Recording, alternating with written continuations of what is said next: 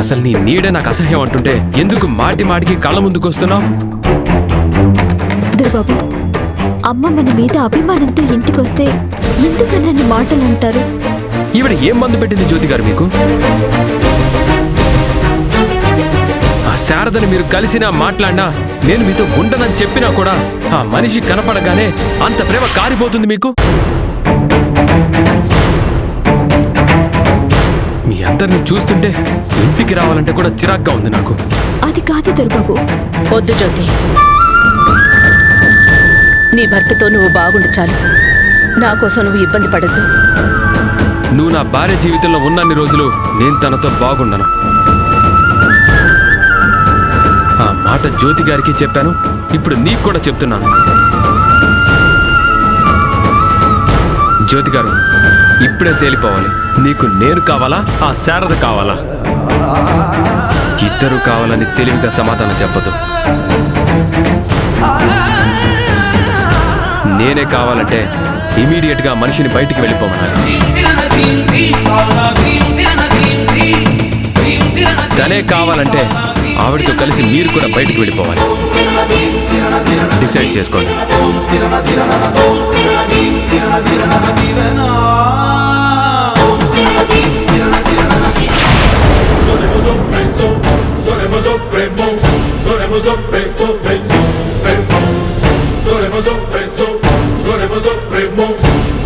ఈ ఇల్లు నాది, అందుకు సంబంధించిన డాక్యుమెంట్స్.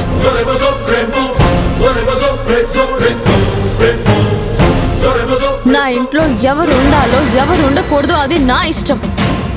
ఉంటే నీతో పాటు కొంతమంది అలగా జనాలు నా ఇంటికి వస్తారు.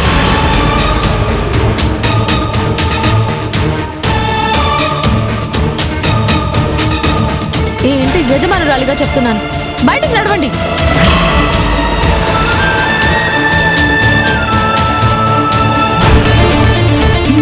నీది భలే టైమింగ్ శారదా. ఇది కాపురానికి వచ్చినప్పుడు తోడొచ్చావు, దీన్ని బయటకు పంపించేటప్పుడు తీసుకెళ్దామని వచ్చావు. దాన్ని తీసుకొని బయలుదేరు. జ్యోతి జీవితం నుంచి నేను తప్పుకుంటాను.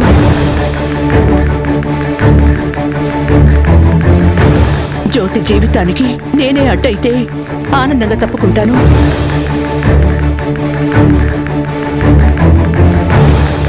ఇంకెప్పుడు జ్యోతిని కలవను, మాట్లాడను.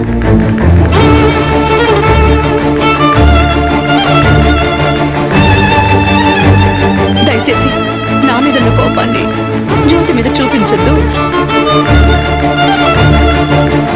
ఆ ప్రభావం తన కాపురం మీద పడనివ్వద్దు. ఇప్పటికే జ్యోతికి అన్యాయం చేస్తానన్న అపరాధ భావంతో నేను దహించుకుపోతున్నాను. నువ్వు దహించుకొని పో, తగలబడిపో, నాకు సంబంధం లేదు. ఇది మాత్రం ఈ ఇంట్లో గాని నా కొడుకు జీవితంలో గాని ఉండడానికి వీల్లేదు.